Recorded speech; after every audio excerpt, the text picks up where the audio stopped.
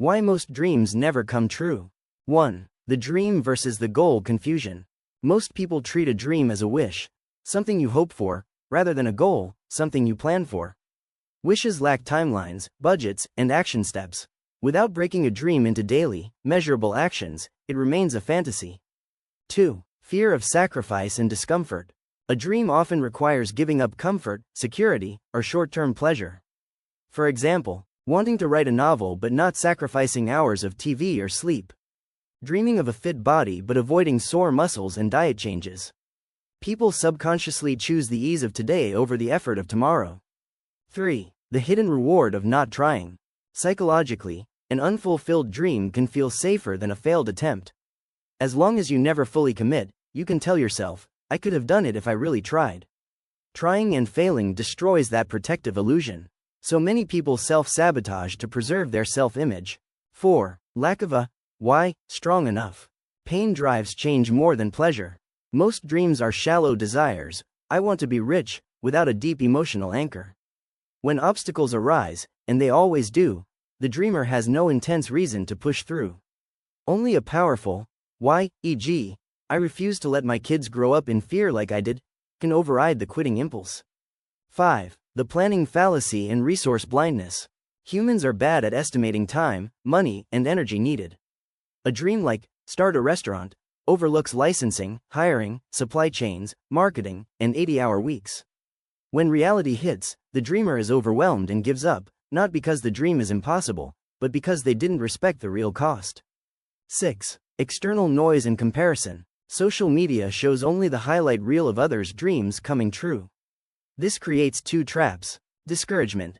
They succeeded so fast, I'm obviously failing. Distraction.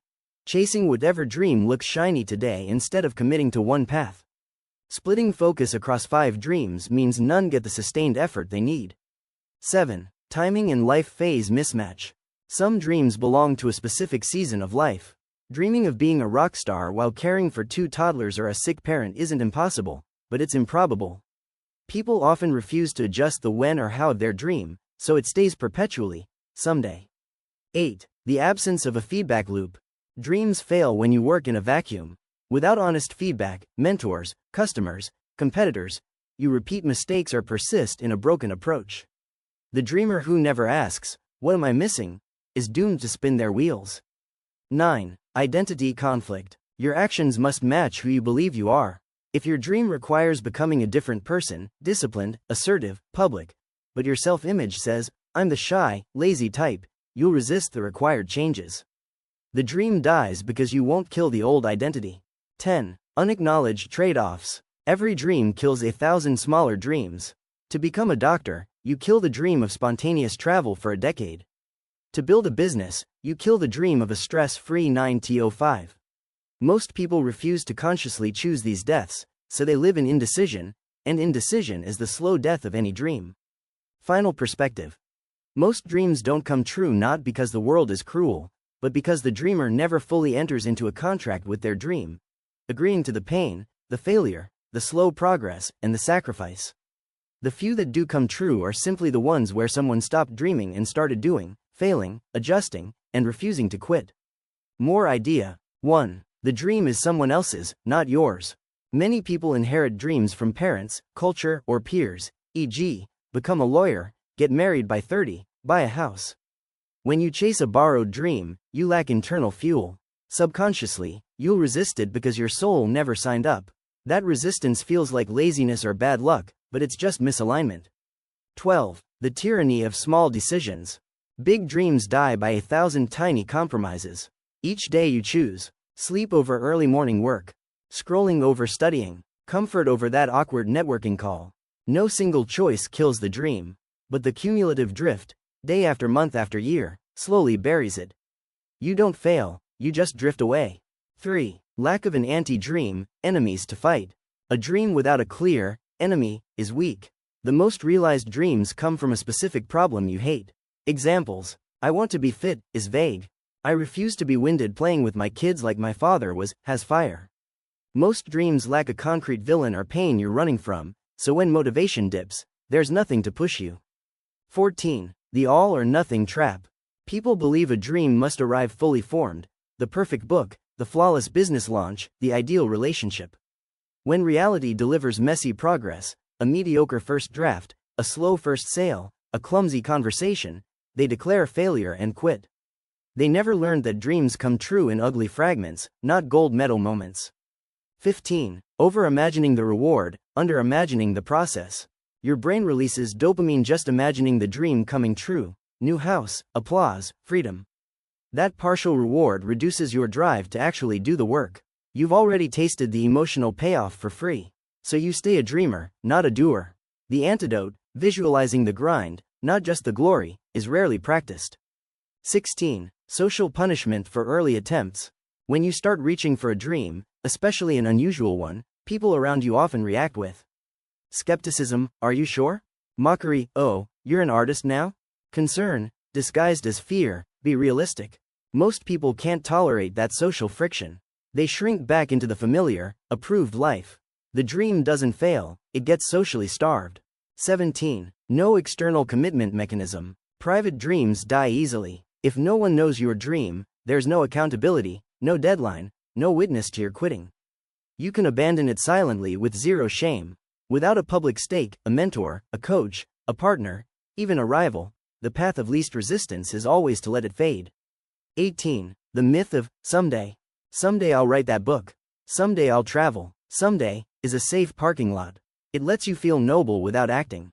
The human mind treats someday as a real plan, but it has no calendar, no cost, no consequence. Dreams anchored to someday are already dead, they just haven't stopped breathing yet. 19. Hidden secondary gains from the dream not happening. Sometimes you need the dream to stay unrealized because it serves another purpose.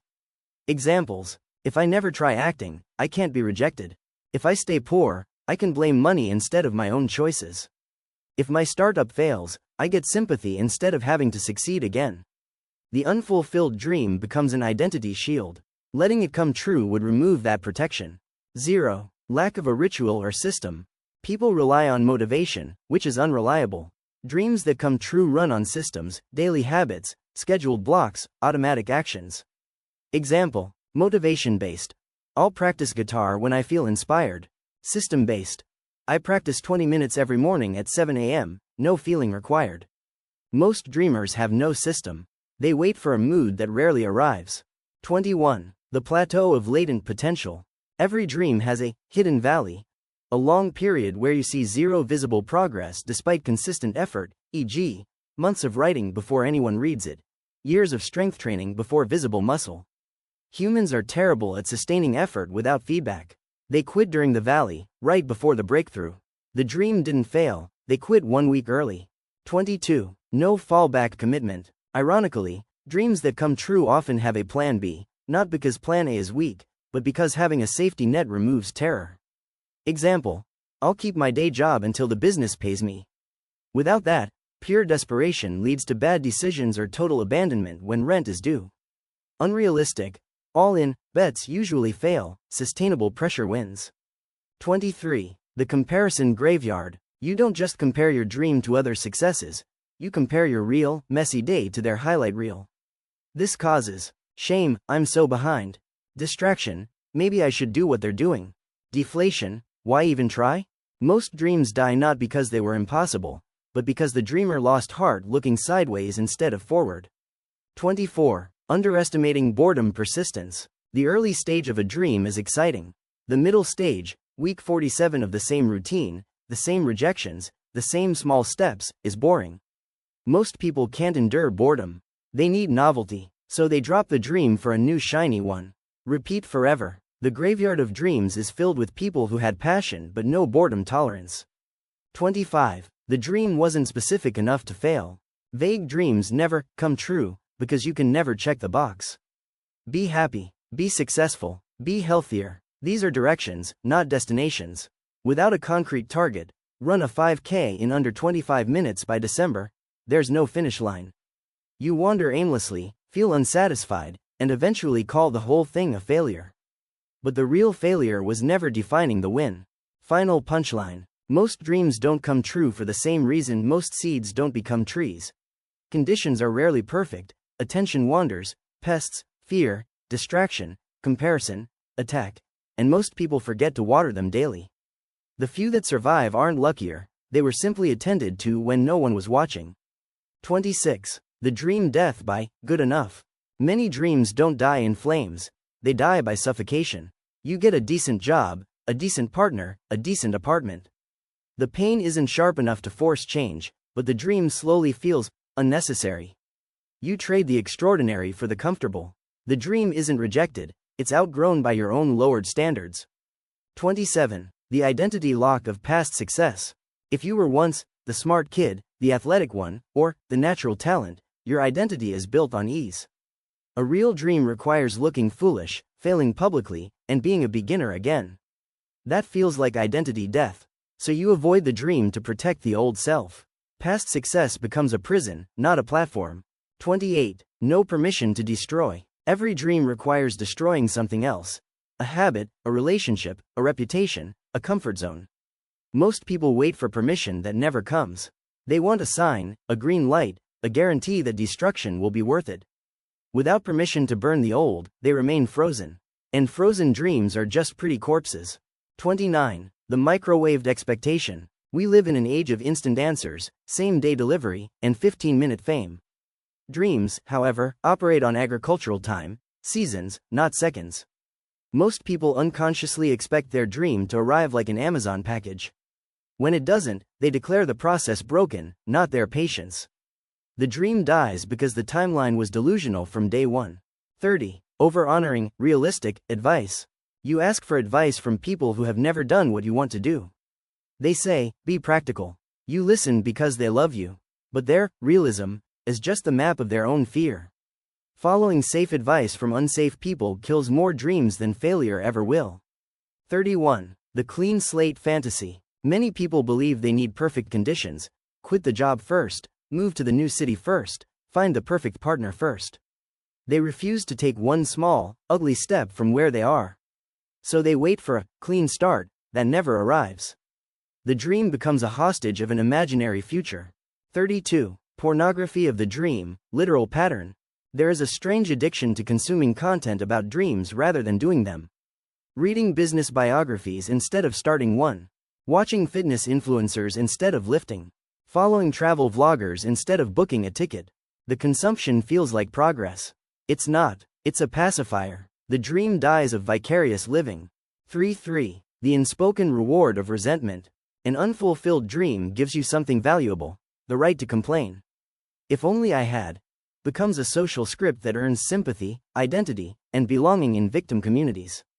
Letting the dream come true means losing that comfortable resentment.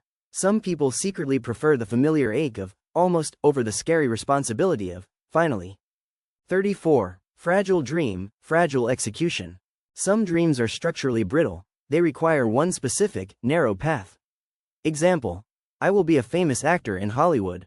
Not a performer, not a theater teacher, not a voice actor. Just one door. When that door doesn't open, the whole dream shatters. Resilient dreams have multiple forms. Brittle dreams die on first rejection. 35. The ghost of past failure. You tried once, maybe 5 years ago. You failed, now you carry that ghost. Every new attempt is haunted by the old one. You move slower, invest less, expect defeat. The universe feels your half commitment and gives you half results. You call it evidence. It's actually a self-fulfilling prophecy dressed as experience. 36. No honest accounting of energy. Dreams require energy, physical, emotional, mental. Most people run on empty. They work 40+ hours, commute, manage family, scroll social media for 3 hours, sleep poorly, then wonder why the dream doesn't move. The truth? Your dream isn't failing, you have no fuel left. And you refuse to cut anything to make room. 37. The audience illusion. You act as if life has a permanent audience, neighbors, old classmates, exes, parents. You imagine them watching your attempts, your small failures, your clumsy beginnings.